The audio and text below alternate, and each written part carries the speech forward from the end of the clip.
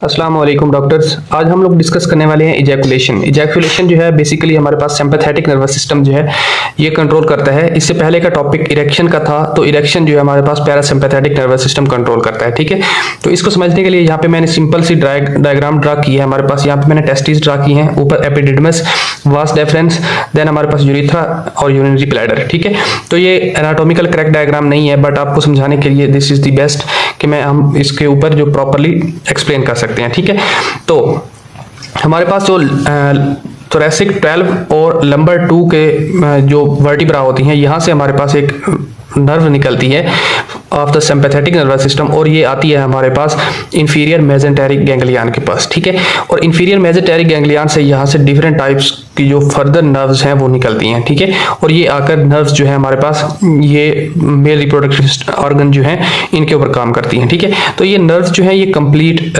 जो एक बंडल है, ये यहाँ पे कंप्लीट बंडल क्रिएट कर रही हैं, और इस पूरे बंडल जो है, इस बंडल को कहते हैं हाइपोगैस्ट्रिक कम्प्लेक्स, या एक कम्प्लेक्स बना रही हैं। ठीक है, हाइपोगैस्ट्रिक कम्प्लेक्स।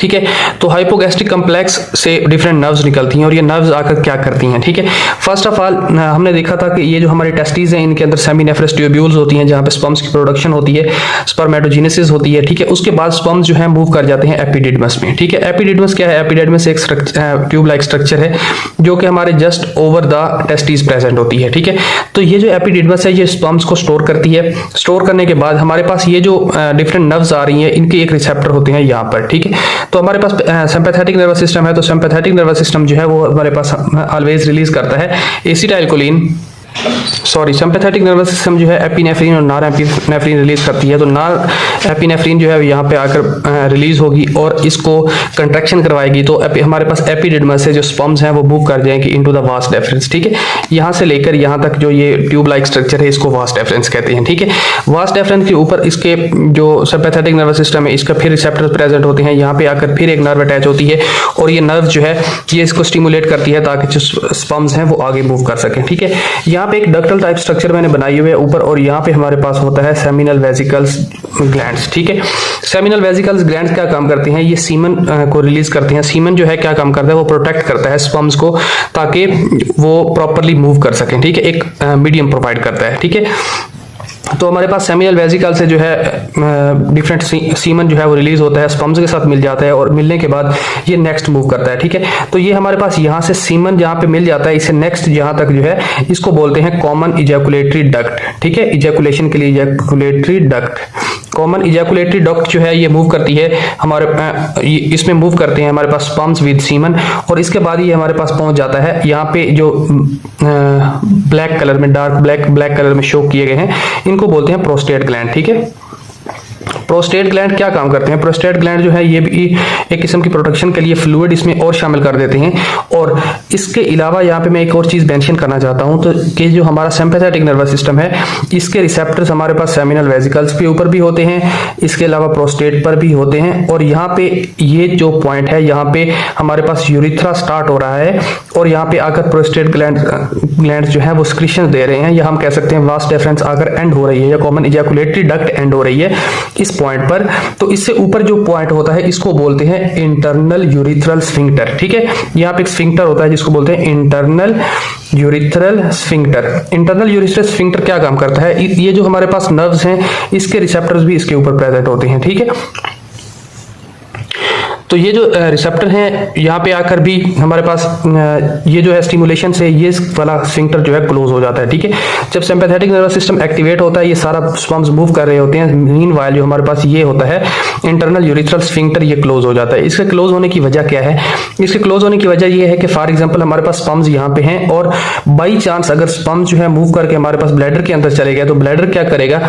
ब्लैडर डायरेक्टली उसको कंटेक्ट करवा देगा ब्लड के साथ, या हमारे पास यूरिनरी ट्रैक के अंदर IgA एंटीबॉडीज इसमें प्रेजेंट होती हैं। तो IgA एंटीबॉडीज जो हैं ये हमारे पास स्पर्म्स के खिलाफ एक्ट करती हैं, और इसके अलावा जो हमारे पास ब्लड स्ट्रीम होता है उसके अंदर भी एंटीबॉडी A जो है और ज़्यादा प्रोड्यूस होकर वो भी मूव कर जाती है हमारे पास यूरिनरी ब्लैडर के अंदर, और हमारे स्पर्म्स जो होते हैं उनको डिजेनरेट या हम कह सकते हैं कि डिस्ट्रॉय करना स्टार्ट कर देती हैं। ठीक है, इस वजह से ये स्फिंक्टर जो है, इंटरनल यूरिथ्रल स्फिंक्टर जो है ये क्लोज हो जाता है ताकि स्पर्म जो है ब्लैडर की तरफ मूव ना कर सके। ठीक है, इसके बाद स्पर्म जो है वो आगे की तरफ मूव करते हैं इस तरफ। और यहाँ पे आप देख रहे हैं कि ये पीनस स्ट्रक्चर है। मैं इसको कम्प्लीटली ड्रा नहीं कर सकता था क्योंकि यूट्यूब पे कम्युनिटी गाइडलाइन की वजह से स्ट्राइक आ रही थी बार बार। ऑलरेडी रिकॉर्ड किया हुआ था लेक्चर, बट अगेन करना पड़ रहा है। तो यहाँ पे ये यूरिथ्रा है और यहाँ पे बैक साइड पे आप एक मसल देख रहे हैं। इस मसल को बोलते हैं बल्बोस्पोंजियोसिस मसल, ठीक है। तो ये बल्बोस्पोंजियोसिस मसल जो है ये क्या काम करता है, ये जो है ये कॉन्ट्रैक्ट करता है और ये मूव करवाता है आगे की तरफ स्पर्म्स को ताकि वो इजैकुलेट कर सकें, ठीक है। लेकिन इसको स्टिमुलेशन क्या देता है, इसको स्टिमुलेशन जो है हमारे पास सोमैटिक नर्वस सिस्टम देता है, ठीक है। सोमैटिक नर्वस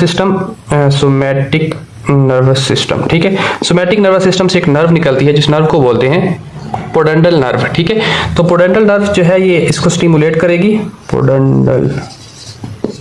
पोडेंटल नर्व इसको स्टिमुलेट करेगी और स्पर्म जो है वो इजैकुलेट हो जाएंगे, ठीक है। जब हमारे पास स्पर्म्स जो है वो इजैकुलेट हो जाते हैं तो उसके बाद directly just after the ejaculation हमारे पास सिंपैथेटिक नर्वस सिस्टम जो है वो इनहिबिट हो जाता है और इसकी जगह हमारे पास पैरासिम्पैथेटिक नर्वस सिस्टम एक्टिव हो जाता है। और पैरासिम्पैथेटिक नर्वस सिस्टम क्या करता है, ये अगेन आकर स्टिमुलेट कर देता है हमारे पास ये जो हमारे पास कॉर्पस कवर्नोजम होता है पीनस के अंदर। तो ये कॉर्पस कवर्नोजम को अगेन स्टिमुलेट कर देता है और इसकी स्टिमुलेशन से क्या होता है कि अगेन इरेक्शन होनी है तो इरेक्शन स्टार्ट हो जाती है, नहीं तो डायरेक्टली हमारे पास जितनी भी ब्लड वेसल में या जितना भी ब्लड इसमें बहुत ज्यादा सर्कुलेट कर रहा था वो अपनी नॉर्मल पोजीशन में आना स्टार्ट हो जाता है, ठीक है। तो ये एक सिंपल सा कंसेप्ट था इजैकुलेशन के बारे में। होप्स हो कि ये सारी चीजें आपको समझ आई। जाने से पहले एक चीज मैं और यहाँ पे मेंशन कर देना चाहता हूँ, वो ये है कि हमारे पास ये जितना भी प्रोसेस है ये सारा जब हो रहा होता है तो इंसान जो है या पर्सन जो है वो हैप्पीनेस फील करता है, ठीक है। और देन इसके अलावा जो अल्कोहलिक पेशेंट्स होते हैं उनके अंदर जो स्पर्म होते हैं वो डबल हेडेड हो सकते हैं, ठीक है। अगर नॉर्मली हम स्पर्म को देखें तो वो सिंगल हेडेड होता है, लेकिन अल्कोहलिक पेशेंट्स जो होते हैं उनके अंदर जो स्पर्म है वो डबल हेडेड हो सकता है, जिसकी वजह से डिफरेंट पैथोलॉजीज क्रिएट हो सकती हैं, ठीक है। और हमारे पास जब एक इजैकुलेटरी फेज होता है इसके अंदर नियर अबाउट 100 मिलियन जो है स्पर्म्स जो है वो इजैकुलेट होते हैं फ्रॉम द इजैकुलेटरी डक्ट, ठीक है। तो ये था हमारा टॉपिक। होप्स हो कि आपको सारी चीजें समझ आई। कोई चीज समझ नहीं आई, कोई पॉइंट क्लियर नहीं हुआ तो आप कमेंट बॉक्स में अपना क्वेश्चन पुट कर दें, मैं आपको इंशाल्लाह as soon as possible answer कर दूंगा, ठीक है। तो इजाजत दीजिए, आज के लिए इतना ही। थैंक यू डॉक्टर्स, अल्लाह हाफिज।